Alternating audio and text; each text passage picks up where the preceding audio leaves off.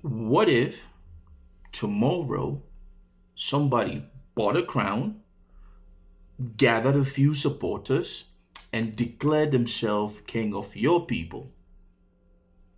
Will that make them a king? Or would that simply make them famous on social media? You see, today we are talking about one of the most cultural, controversial debate taking place in Cameroon today. And we have people with divided opinions. A young woman by the name Haïra Berylie has publicly presented herself as the woman king of her people, the Tikar people. Some people are celebrating her, others are furious. You see, many traditionalists are saying that this is not how a traditional ruler is supposed to behave. This is not how a traditional authority works. But here's the question nobody is asking. What is really the criteria to be called a traditional ruler? Or let me put it this way. What exactly is a traditional ruler? And has there ever been a female ruler in the history of the Tikar people or the grassland kingdoms of Cameroon? Let's examine the history, the culture, and the facts. Shout out to Mr. J. Mexico Jazz. Mother Nature like how the fuck you doing that, Mex? Trust me, I do a lot of shit like I'm doing much less. Got the mindset of DJ Khaled, I'm doing what's best. It's been body bags after body bags, so who is up next? Welcome back, ladies and gentlemen, to the channel. If you don't know who this is, they call me Mr. J. I do reactions on everything Motherland. And if you love Motherland music, history, culture, politics, and traditional institution, I would like you to pause for a minute, hit that subscribe button, smash the like, and make sure you turn on your notification because we will be taking a different dimension from now and then. Now, today we are going deep into the Grassfield kingdoms of Cameroon. We want to talk about the Tikar people and the growing controversy surrounding what many people are calling the woman king phenomenon. Now listen to me, my people from the Boomland. This is not an attack on any person. This is an educational discussion. And the goal of this is to understand history before we form our opinions. Let's get started. Before we go any further, I would like us to understand a little bit about that region. You see, the Tikar people are part of what we call the Wimbum. The Wimbum are a prominent Tikar descendant ethnic group located in the Kambe Plateau of the northwest region of Cameroon, or the Donga Mantung division. I grew up in Kambe. Now, these people, they trace their roots back to ancient migrations from what we call today Sudan through the Tikar, and eventually they settled in what we call the Mbomland to form a rich and deeply traditional society of 33 villages. The Wimbum trace their history and culture through several distinct features. They have subgroups and clans. See, the Wimbum are divided into three main clans. The War clan, War is spelled W-A-R-R. It is actually made up of 13 villages, which includes Mbot, Nkambe, Wat, Njap, Binshwa, and I think Tumbo. And we have the Ya clan. Ya is spelled Y-A-A, or the Wiya clan. Now, this clan is actually made up of 10 villages, which includes Ndu. Ndu is actually the headquarters for the Wiya clan. And then we have Concept, we have Sed, and then we have Lu. And then we do have the Tang clan, that is T-A-N-G clan, is made up of 10 villages, which include Tala, Tabikeng, Tangbao, and Binkang Gahumantaku. These are the three main clans that form the Wimbum clan. Now let's talk about leadership. They are organized, these folks are organized into what we call chiefdoms or fundoms, each led by a revered traditional ruler known as the Fon. Now see, the Fon acts like the spiritual and the administrative leader for his people. The livelihood of the Wimbum people, they're traditionally agriculturalists, like every African is, and they are known for cultivating crops like corn, beans, and yams, amongst many other things. Now, like other Tikar groups, they are famed for craftsmanship, like the carving, which includes like wood carving, metal works, and ceremonial masks. Now, that is a little bit about these folks. And oh, the language, the Limbum, they speak the Limbum. Banike, Amena, Wegikeno, Walea, Bombom. Yes, this is all the Limbum. Like I said before, I grew up in Cambe for a long time, so I picked up these languages. Now, let's go back to what we were trying to say at the beginning of this vlog. What is a traditional ruler? You see, one of the biggest mistakes people think is that a traditional ruler or a fun or a chief is merely just a cultural celebrity. No, historically, this has never been true about Northwest traditional ruler. Now, across the grassland, or what we call the Grassfields of Cameroon, whether amongst the Nso, the Nkom, the Bafut, the Bamoons, the Oku, the Bali, the Wimbum, all other groups of Fon is not just a cultural celebrity, but he is more of like, how can I say this? The custodian and the guardian of everything that people hold true to them. You see, a traditional ruler is somebody who is like the custodian of the ancestral land. He is the spiritual bridge between the ancestors and the living. He is the guardian of customs for his people. He is the supreme traditional judge. Think about it, like when you go to court, the Supreme Court. Yes, to our kingdoms and our chiefdoms or fundoms, these folks are like the supreme traditional judges. Whatever they say, stand. And he is the protector of secret institutions of his people. So the throne was never merely a seat for popularity like what we are seeing today on social media. The throne is actually an institution that is governed by tradition, lineage, secret society, royal councils, and customary laws. You see, in many Grassfield kingdoms, the Fon cannot simply just show off in public and just do whatever they want to do. They are kingmakers. They are royal families. They are secret rights. They are institutions that often older than the modern country we know as Cameroon today, because Cameroon did not start after independence.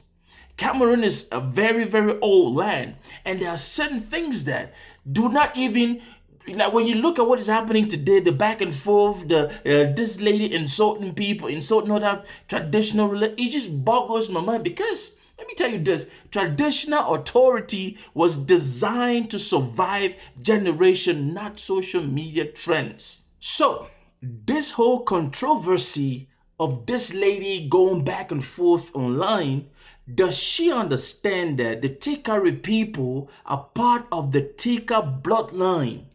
A bloodline that is known for governance, warfares, bronze casting, agriculture, and highly organized political systems.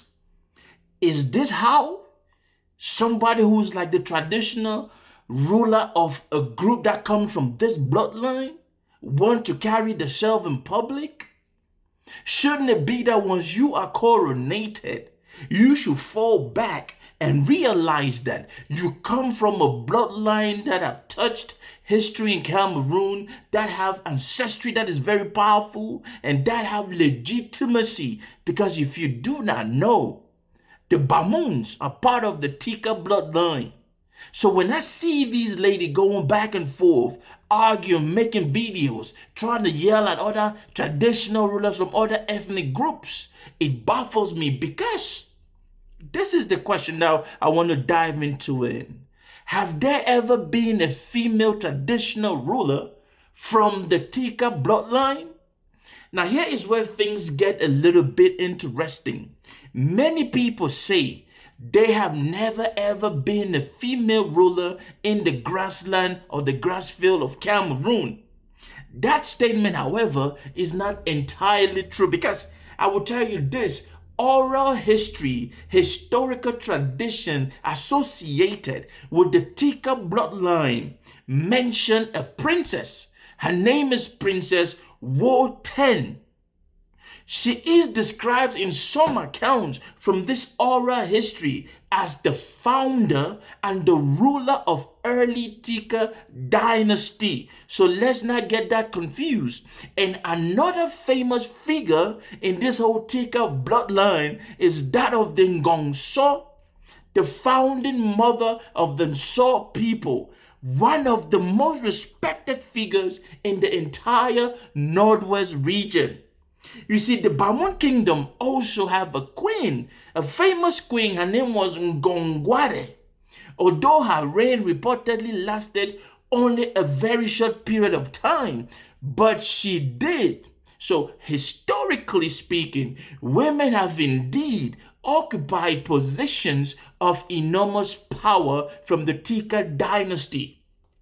But here is the important distinction, though. Let me say this. This is the important distinction. Most grassland kingdoms have always had monarchs that are men. Yes, women have had power in the position of queens, princesses, advisors, but in general, we can count only 3 women that have been kings from the Tikar bloodline, not the Tikari. If you know any woman queen in the Tikari kingdom, their history, I want you to leave a comment down in the comment section. So the history is more of a nuance than many people think. Women are powerful, you see, but the structure of kingship, fiefdoms in the grassland region of Cameroon, it has always been male dominated. So when I see this young lady come on and start acting like crazy and having this back and forth, of course, there's always going to be people for and there's always going to be people against. But before you form an opinion, I want you to thoroughly understand fully everything that is at play. Now, I will move on to the next step, which is, why were most monarchs or most traditional rulers from the grassland or the Grassfields region of Cameroon only male? Now, before any person gets angry at Mr. J, let's discuss history honestly. Because like I said in the beginning, I'm not trying to ruffle some feathers. I'm not trying to make people angry or anything. But here it goes. See, traditional kingdoms were not created according to modern ideas of equality. They are not till today. It is still the same thing, which is why so many people cannot fathom that. Now, I know that people from Tikar will come on and say, oh, this and that, oh, this and that. And some of you feminists on social media in Cameroon will be running with this BS mindset and everything. Let me just say this. Monarchies in the grassland regions of Cameroon, they were designed to the realities of their time. We are talking about war. We are talking about toughness. We are talking about true leadership. I do not see women doing that today. With the situation that is happening in the Northwest and the Southwest, I would like to see our woman king actually do something to stop that. But let me go on and say this. You see, leadership often combines some of these things I'm going to mention: warfare, territorial defense, ritual obligations, succession through royal bloodlines, ancestral traditions. With everything that I just said, many societies in the Northwest region, and especially when we talk about the kingdoms and the fundums, they developed a patrilineal succession system. Now, this doesn't mean that women were considered inferior. No. In fact, there are so many historical, oral, traditional stories told of women from different kingdoms in the grassland region of Cameroon who were more powerful than some of the male nobles. Now, let me point this out. It has never been about who was more or who is more intelligent. It has always been about how succession is structured over the centuries. Now, let me say this. Ngongso, the mother of the Nso people, Nso was founded in the circa 1350 somethings. Think about that. And now we are in 2026. Now, I want us to talk about the whole controversy of the woman king, as she calls herself. Now, let's address the elephant in the room first. I will say this. Haïra Berylie has publicly described herself as the woman king, connected to the Tikar people. Now, if you know anything about women kings, these were women who fought in battles. I'm talking about warfare. I'm talking about territorial defense. And that alone, I know that is this fantasy thing that most feminists today in Cameroon and in her own head, she wants to portray this toughness thing. But no, you are not yet. You have to prove yourself. Like those three women I mentioned earlier, they did all of these things. And if you watch the movie, The Woman King, you will see that she was a warrior. Now, I don't know about your concept of being a warrior from the Tikar people or to all of these feminists supporting her. I would say this. The key question is not whether she is a woman or whatnot. The key question is who has recognized her in that position up till she is going against other traditional rulers in such a derogatory way. Was it approved legitimately by traditional authorities like the kingmakers in that land? If that is the case, Mr. J has no beef with that. But I would say is this, does the community accept it? Remember, I said that we are all from the Tikar bloodline. Most kingdoms in the Northwest region, we are Tikars. You need to take things in perspective, because in Africa, traditional systems, legitimacy does not come from self-declarations. No, it doesn't. It comes from the recognition by the institutions that were put in place centuries ago. Now, a crown is not powerful because somebody wears it. Far from that. A crown is powerful because the people and the ancestors recognize it. Now, I don't want to speak for the Tikar people, but I will tell you this.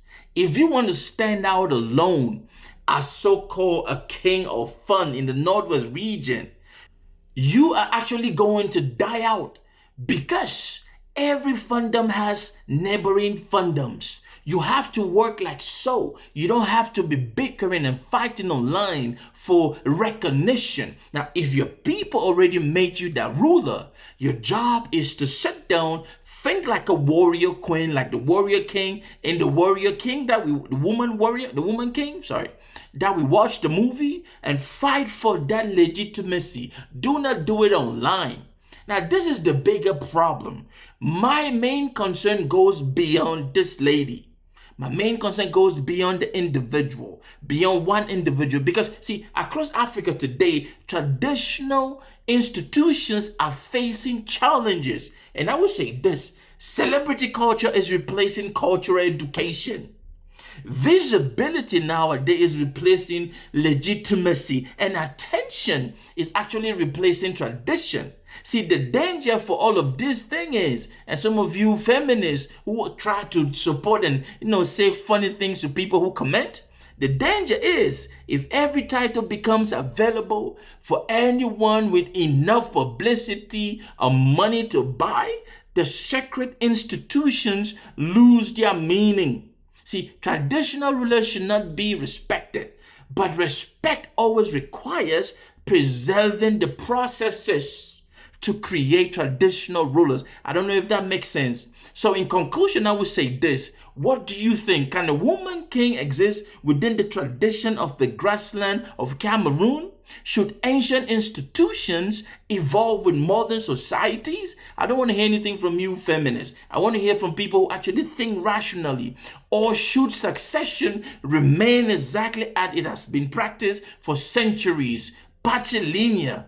One thing, before we celebrate or condemn anybody, we must first of all understand our history, because a people that forget its tradition eventually loses its identity.